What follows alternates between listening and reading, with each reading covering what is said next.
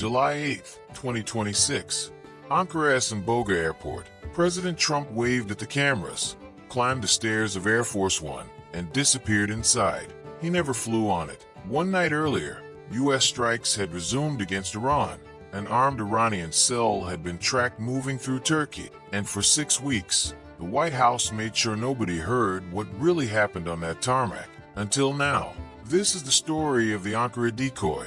The moment Air Force One became a missile target, and a catering truck became the most important vehicle on Earth. A president who vanished mid-tarmac, reporters who flew as unknowing bait, and a critical defensive gap in the brand new Air Force One that made all of it necessary.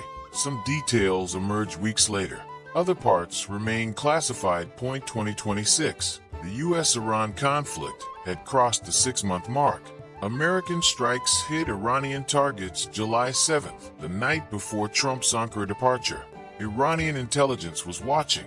Their target, Air Force One, specifically the new VC-25B, the ex-Qatari Boeing 747-8, donated just weeks earlier. The problem, it had no N/AQ, 24 directional infrared countermeasure turrets, no missile launch warning sensors, no EMP hardening. On the same tarmac sat a C-32A, a military Boeing 757-200, smaller, quieter, unknown to the press pool.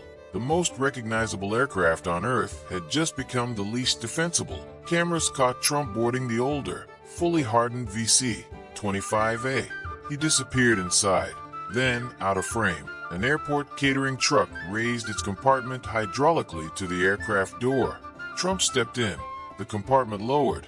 The truck drove him silently across the tarmac to the waiting C-32A. Defense Secretary Hegseth boarded separately. Air Force One took off, shades down by Secret Service order, carrying reporters and White House staff who believed the president was aboard. He wasn't. Trump later told CBS News directly, "I think actually, the plane that I flew on was at greater risk." The plane 200 journalists were on. The operation held for 6 weeks. Then the Washington Post broke it. CBS confirmed U.S. and Israeli intelligence had tracked an Iranian cell in Turkey armed with shoulder-fired manpads, timed to Air Force One's takeoff window. The switch came within 24 hours of that warning. The White House gave no denial, just, "We use every tool at our disposal." What those tools were, and what Iran's cell actually carried, remains classified. Here's what still doesn't add up. The C-32A carries no presidential countermeasures either. So was it truly safer, or just less predictable? And why were 200 journalists never told they were flying the decoy? Operational necessity? Cold calculation? No official will answer. What we know, Iran has Trump at the top of its target list. The same choice is being made on that Ankara tarmac. Which aircraft, which route, who gets told, are being made in real time, right now.